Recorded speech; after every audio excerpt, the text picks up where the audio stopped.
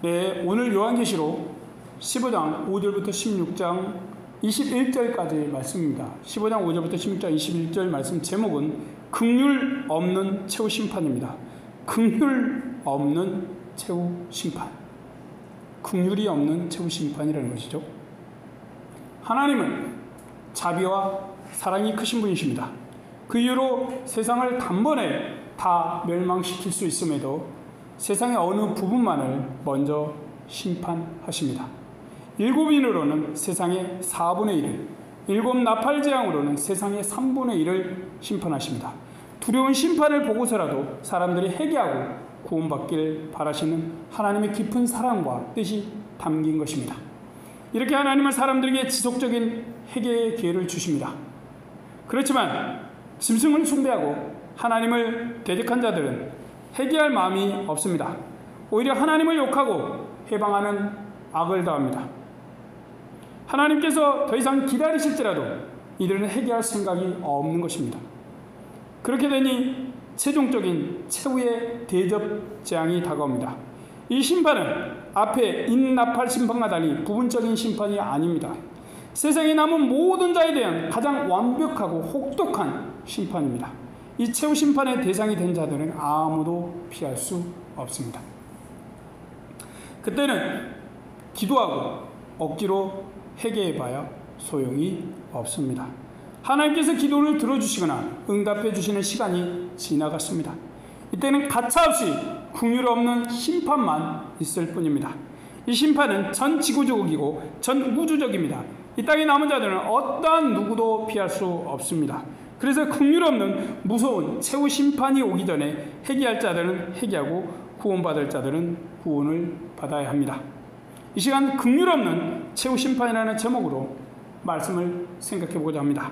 우리는 이 심판과 아무런 상관이 없기를 바라며 하나님의 자녀로 구원받고 영원한 복을 누리는 세계에 모두 가실 수 있기를 소망합니다. 요한은 성도들이 구원받아서 천국의 유리바닷가에 서서 하나님을 찬양하는 환상을 보았습니다. 그런 후에 하늘의 증거장막 성전 곧 성막의 지성소가 열리고 거기서 7 천사가 나오는 것을 보았습니다. 15장 5절 6절 말씀입니다. 또 2일 후에 내가 보니 하늘의 증거장막의 성전이 열리며 7 재앙을 가진 7 천사가 성전으로부터 나와 맑고 빛난 세마포 옷을 입고 가슴에 금띠를 띠고, 성막은 성소와 지성소로 나뉩니다. 지성소는 하나님이 임재하신 곳을 상징합니다. 하나님이 계신 곳을 의미하는 것이죠.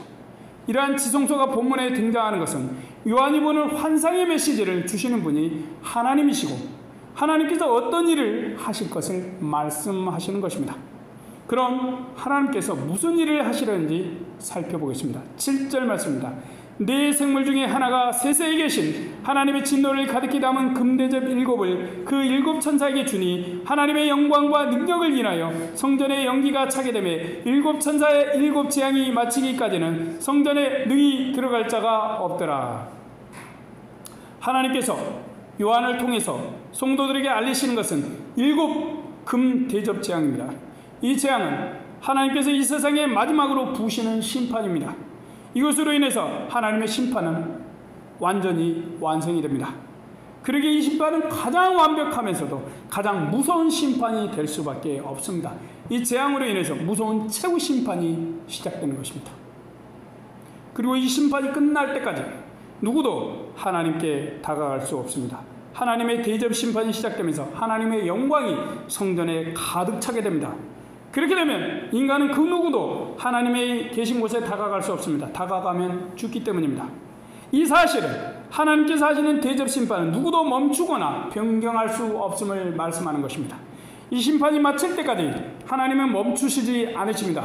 이것을 하나님의 자녀들에게 보여주시는 것은 이 심판이 결국 성도들을 위해서 악한 자들에게 부으시는 것이기도 하기 때문입니다. 생각해 보아야 할 점은 심판을 대행하는 천사들이 마치 예수님처럼 빛난 세마포를 입고 가슴에 금띠를 띠고 있습니다. 이 모습은 구약의 제사장을 떠올리게 합니다. 제사장들은 하나님께 제사 드릴 때 하나님 앞에서 세마포 옷을 입고 금띠를 차고 제사를 드렸습니다. 심판하는 천사들도 하나님께 제사 드리는 복장을 하고 대접 심판을 하나님 앞에서 거룩히 행합니다. 천사들이 행하는 악인들의 심판도 하나님께서는 거룩한 제사로 받으신다는 것입니다. 천사들의 모습도 제사장의 모습이어서 제사장의 입장으로 이 일을 행하고 있기 때문입니다.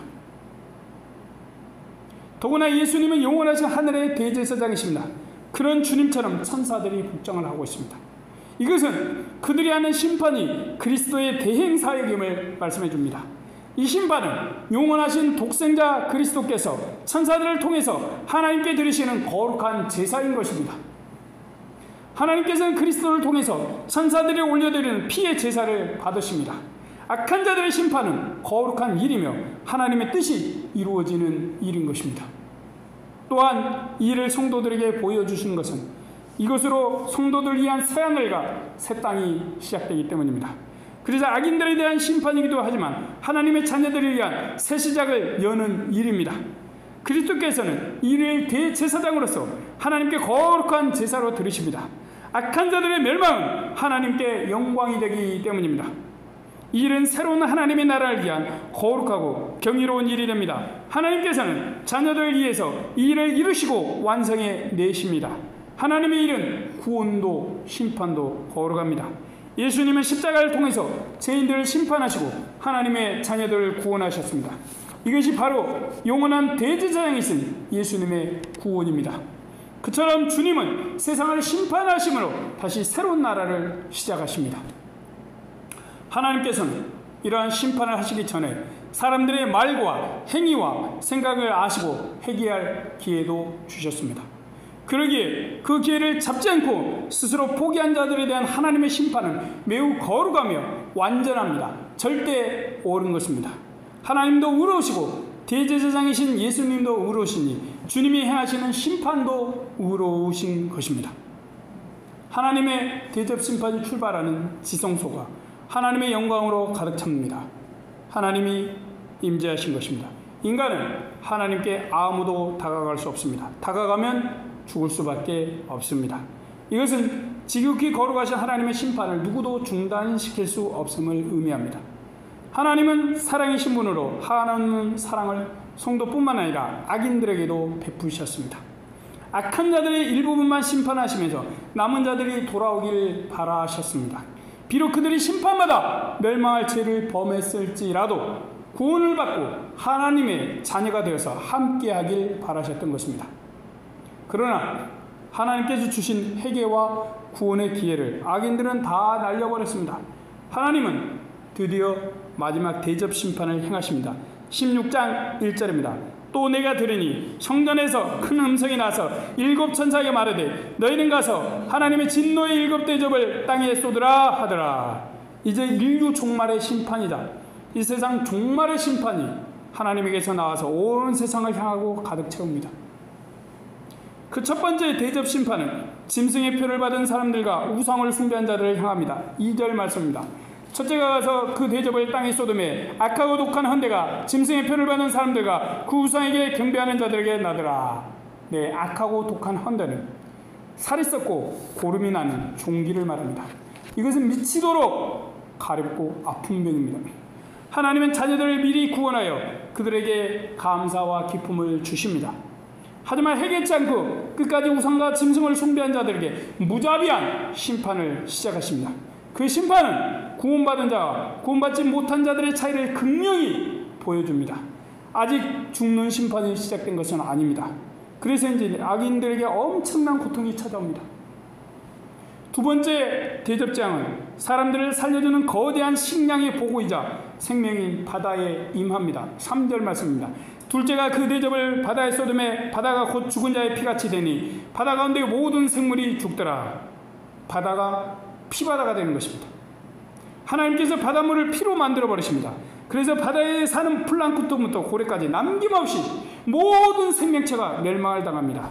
바다가 죽어버리니 땅에 남은 자들은 먹을 게 현저히 사라지는 고통을 당하죠. 굶주리는 고통이 아픈 고통에 이어서 생겨나는 것입니다. 사람을 괴롭히고 온갖 죄를 지으면서 배를 채운 자들에게 적절한 심판이라 생각됩니다. 세 번째는 강과 육지의 모든 물이 하나님의 심판으로 피로 변합니다. 애굽의 피장이 생각나죠. 4절 말씀입니다. 셋째가 그 대접을 강과 물 근원의 소돔에 피가 되리라. 사람들이 마시고 살아야 할 물이 모두 다 피가 됩니다. 앞에서는 바다에서 나는 모든 먹을 게 사라지더니 이제는 사람들이 마실 물이 피로 변합니다. 하나님께서 배고픔의 고통에 이어서 목마름의 고통을, 짐승을 숭배하고 악을 행한 자들에게 내리시는 것입니다. 이때 물을 담당했던 천사가 하나님의 심판에 의로우시다고 말합니다. 그 이유는 악한 자들이 하나님 자녀들의 피를 흘리고 고통스럽게 만들었기 때문입니다. 이래서 하나님께서는 성도들의 고통과 눈물과 아픔을 잊지 않고 기억하시다가 악한 자들에게 목마르고 피를 마시는 괴로움을 더하시는 것입니다. 네 번째 대접장은 해가 불타는 듯이 바뀝니다. 8절 말씀입니다. 넷째가 그 대접을 해 소돔에 해가 권세를 받아 불로 사람들을 태우니 나팔대왕에서는 해가 빛을 잃고 어두워졌습니다.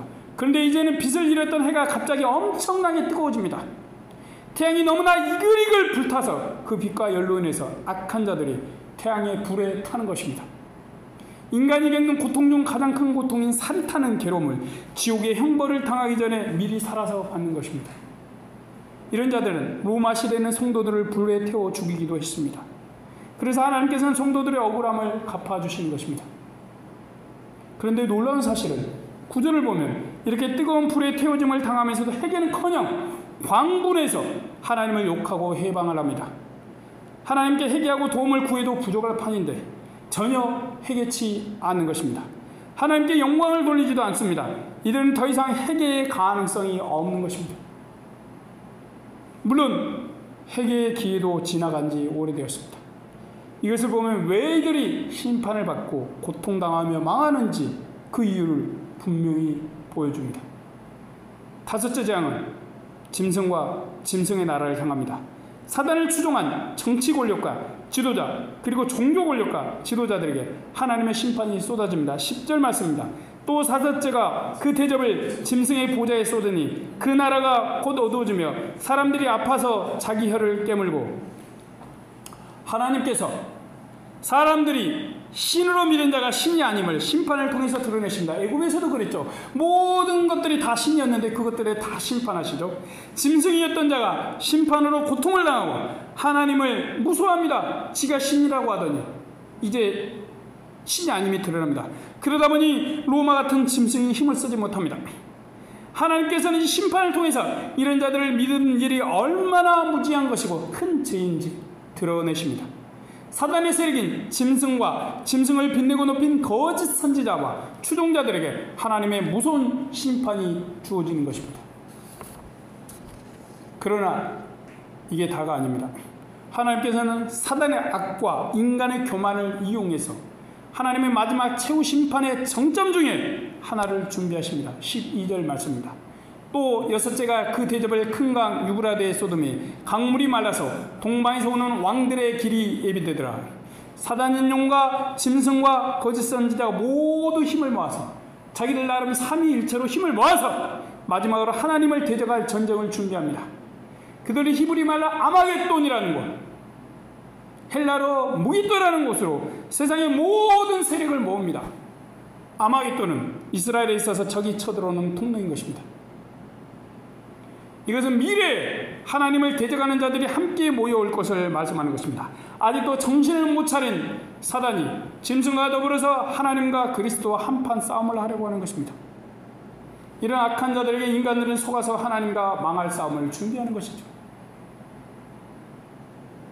그러나 그 싸움은 대패로 끝납니다. 일곱째 재앙이 준비됩니다. 17절, 18절 말씀입니다. 일곱째가 그 대접을 공기 가운데 쏟으며 큰 음성이 성전에서 보호자로부터 나와서 가로되 되었다니 번개와 음성들과 내성이 있고 또 큰 지진이 있어 어찌 큰지 사람이 땅에 있어오므로 이같이 큰 지진이 없었더라. 그리스도께서 사단과 짐승의 세력이 모은 모든 악한 자들 완전히 심판하시러 강림하십니다. 그래서 이때 번개와 내성과 지진이 납니다. 하나님이 임재하실 때 나오는 것들이죠. 그렇게 오신 그리스도께서는 모든 악한 자를 완전히 섬멸하십니다. 그들은 모두 멸망하고 그대로 지옥으로 갑니다. 하나님을 대적한 로마 같은 바벨론 세력이 완전히 갈라져서 멸망해버리는 것입니다. 드디어 하나님과 그 자녀들을 대적한 자들이 모두 다 멸망해버립니다. 그래서 주님은 되었다는 말씀으로 심판을 완성하십니다. 십자가에서 되었다고 하신 주님께서 다시 한번 되었다라고 말씀하시는 것이죠. 그렇게 하나님의 심판은 끝나고 온 세상이 모두 사라집니다. 하나님이 다스리실 하나님의 나라가 이제 이 땅에서 새롭게 시작되는 것입니다. 그런데 그것을 위해서는 성도들은 그리스도께서 도적같이 오신다는 것을 기억해야 합니다. 그분은 오셔서 먼저 하나님의 자녀들을 구원하신 후에 악을 심판하시고 하나님의 뜻을 이 땅에 이루십니다. 이것을 성도들은 미리 준비해야 하는 것입니다. 자연인 우박과 지진, 번개도 하나님의 심판의 도구가 되어 세상을 심판합니다. 인간의 핵보다 더 무섭고 무시무시한 심판을 하나님께서는 무엇으로 하실 수 있습니다. 꼭 핵이라고 생각하지 마십시오. 완전하고 완벽한 하나님의 심판이 이루어지면서 새 세상이 옵니다. 우리는 하나님의 최종 심판에 자비가 없이 이루어짐을 알 수 있었습니다. 이스라엘이 출애굽할 때는 하나님의 심판은 애굽에만 이루어졌습니다. 그리고 처음 몇 번은 이스라엘인도 하나님의 심판이 나타남을 경험했습니다. 그렇지만 심각한 심판은 오직 애굽인들만 경험합니다. 이때 애굽인들을 향한 하나님의 자비는 없었습니다. 그 전에 하나님께서는 애굽인이라도 모세를 통해서 회개의 기회를 주시고 하나님을 알 기회도 주셨습니다. 그렇지만 바로와 신하들, 애굽 사람들은 하나님과 그분의 말씀을 듣는 것을 거부했습니다. 그 결과 그들은 무섭고 고통스러운 하나님의 심판을 경험해야 했습니다. 물이 피가 되어서 마시지 못했습니다. 엄청나게 큰 우박이 떨어져서 사람들이 죽고 가축들이 죽었습니다. 그런데다가 해가 빛을 잃어서 애굽 온 땅에 어둠이 가득 찼습니다. 최종적으로 애굽인들의 장자가 다 죽었습니다. 그것은 가축부터 사람까지 모든 첫째가 죽임을 당하는 무서운 심판인 것입니다. 본문은 그런 애굽의 재앙을 떠오르게 합니다. 이것은 우리에게 출애굽 때의 애굽에 대한 심판이 곧 하나님의 심판의 예표임을 가르쳐주는 것입니다. 그때는 애굽 왕이 하나님과 모세를 대적했습니다. 로마 때는 황제가 하나님과 예수님을 대적했습니다. 그리고 마지막 종말 때는 또 다른 우상 짐승 세력이 하나님께 도전을 합니다. 하나님의 자녀들을 괴롭히면서 처음에는 즐거워하겠지요. 그리고 그들이 이긴 것처럼 착각하기도 할 것입니다. 그러나 하나님의 심판이 시작되면 상황은 대역전됩니다. 우리 성도들을 괴롭히던 자들이 하나님의 심판으로 괴롭힘을 당합니다. 그리고 최종적으로 완전히 멸망을 당하게 됩니다. 애굽이 심판을 당하는 것은 이스라엘의 구원을 위해서입니다. 그들이 심판을 당함으로 이스라엘은 가나안 땅에 이스라엘을 세울 수가 있었습니다. 그처럼 최후의 심판이 시작되면 세상은 하나님을 대적하고 그분의 자녀들을 핍박한 죄에 대한 책임을 질 것입니다. 그런 심판을 하나님이 하시는 것은 우리를 위함이기도 합니다. 하나님께서 악한 자들이 사는 세상을 심판하심으로 우리를 위한 새로운 나라를 만들어 주시기 때문입니다.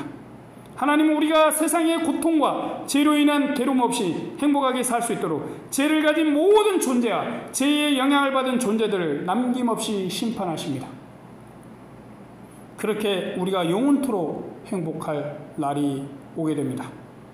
그래서 최후 심판이 악인들에게는 괴로움과 멸망이지만 하나님을 믿는 우리에게는 새 생명과 행복의 시작인 것입니다.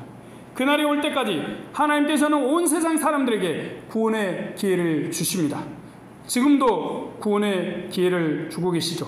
모세가 바로와 애굽에도 하나님의 뜻을 따를 기회를 주었습니다. 그렇듯이 마지막 때도 하나님께서는 최후 심판이 시작되기 전에 사람들에게 회개하고 구원받을 기회를 주십니다. 하나님은 심판보다는 사랑을 우선하시는 사랑이신 분이시기 때문입니다. 하지만 긍휼 없는 대접 심판이 시작되면 회개의 기회는 사라집니다. 구원의 기회는 사람들에게 더 이상 오지 않습니다. 하나님은 먼저 구원의 기회를 주셨습니다. 그렇게 최후 심판 포도 추수가 시작되면 악한 자들에 대한 심판을 세상 모든 구석에 완벽히 이루십니다. 이때는 누가 하나님께 기도하고 애원해도 소용이 없습니다. 하나님께서 회개할 기회는 그 전에 주셨기 때문입니다. 그래서 이제는 하나님의 거룩한 심판만이 그들에게 다가옵니다. 악한 자들이 모두 멸망할 때까지 하나님의 심판은 멈추지 않을 것입니다. 그 심판은 우리가 다 아는 방법이 될 가능성이 매우 높습니다. 하나님께서 애굽을 심판하실 때도 당시 사람들이 아는 것들을 동원해서 악한 자들을 심판했습니다. 인간의 무기가 있지만 하나님은 무기를 사용하지 않으셨습니다. 계시록에도 애굽 때처럼 사람들이 다 아는 것들이 심판의 도구가 됩니다. 누가 핵무기가 심판한다라고 자기들 멋대로 장담했습니까? 성경 말씀에 어디에 핵무기라고 써 있습니까? 무서운 종기로 인해서 사람들은 고통을 당합니다. 바다, 강물 모든 물이 피가 되어서 목마름과 배고픔도 경험합니다. 그리고 태양에 타는 고통도 경험합니다. 그래도 인간들은 해결치 않고 하나님을 대적하려 모입니다. 그렇게 최종적으로 모여와서 한꺼번에 멸망을 당합니다. 천사들이 심판하는 건 하나님의 영광을 위함입니다. 그리고 우리를 위한 것임을 기억하십시오. 그래서 천사들은 제사장과 같은 역할을 합니다. 이런 일이 로마 때 성도들 그리고 우리를 위해서 기다림을 아십시오. 우리가 예수님을 믿고 사람을 사랑하며 산다면 우리가 구원받은 증거가 됩니다. 여기에 우리가 해결을 이루어가고 있다면 이 또한 우리가 구원받은 증거가 될 것입니다. 그리고 이런 게 우리가 주님의 오실 최후 심판을 대비하는 것임을 잊지 마십시오. 하나님은 마지막에 불심판을 주신다고 하셨죠. 불로 심판하시죠.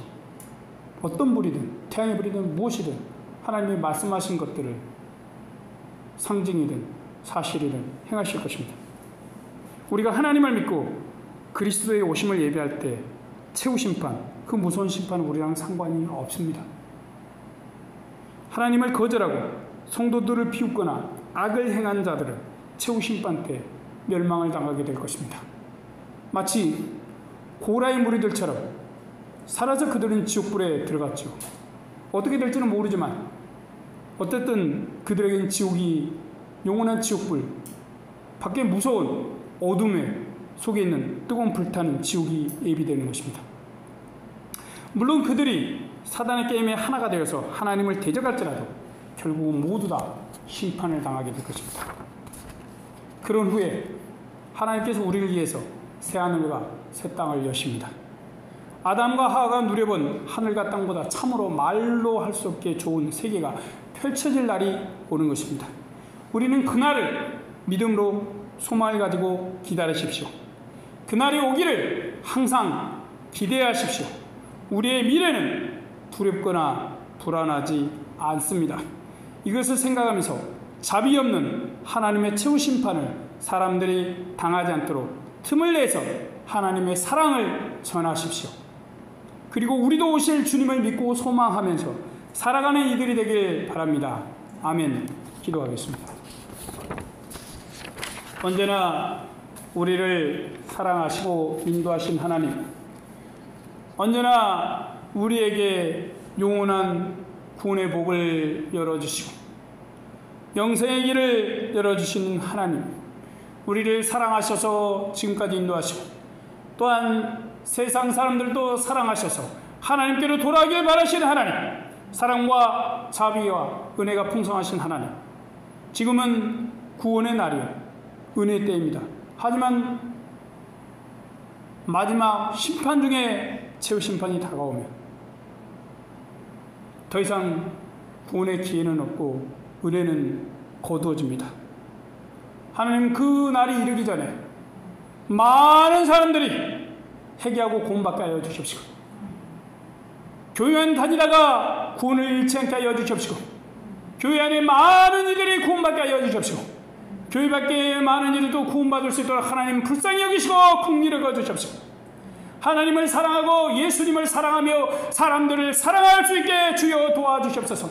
하나님이 사랑이시고 예수님이 사랑이시듯이 하나님을 믿는 우리들도 사랑일 수 있게 도와주시옵소서. 귀하신 하나님 역사하여 주시옵소서. 감사 영광 돌리며 우리 구주 예수님 이름으로 기도드립니다. 아멘.